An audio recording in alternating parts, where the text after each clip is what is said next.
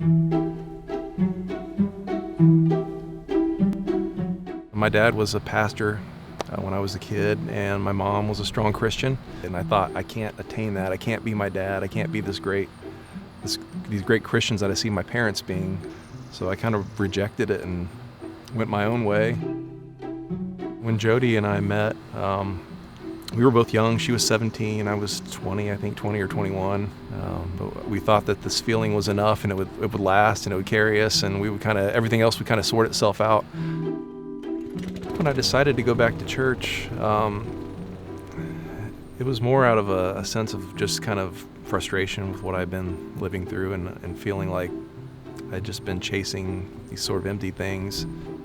And both of our attendance was kind of sporadic. I think we went together for a while, and then she kind of stopped for a while, and I went by myself for a long time. And we had spent a lot of time sitting in the back of the church, trying to avoid churchy people inviting us to things, because I know that's what churchy people do. They want you to come to their house or go to a meeting, or and all these things. And we sat in the back because we wanted to just slide out and escape that kind of pressure. After a decade of doing that, I found myself just really miserable. We had a kid during that time. I wasn't a great dad.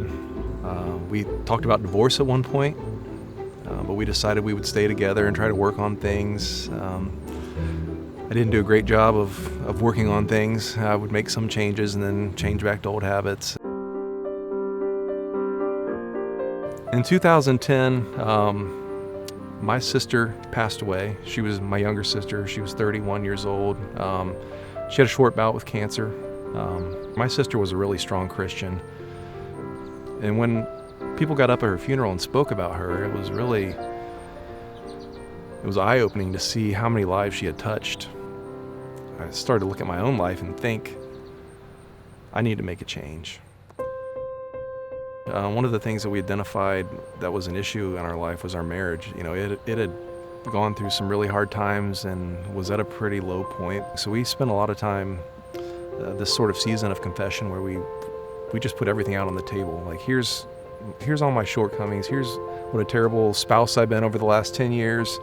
Now that we know all these things about each other, and these veils have dropped, and we know who we are truly and what we've done, do we want to stay in this marriage? Is it worth trying to work towards? The answer was yes for both of us.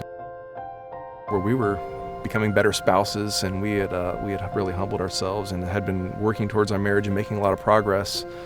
We honed in on that was the area that we really wanted to make our focus, our ministry.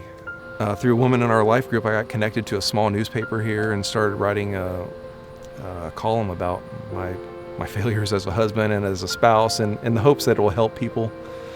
I started a blog doing the same thing.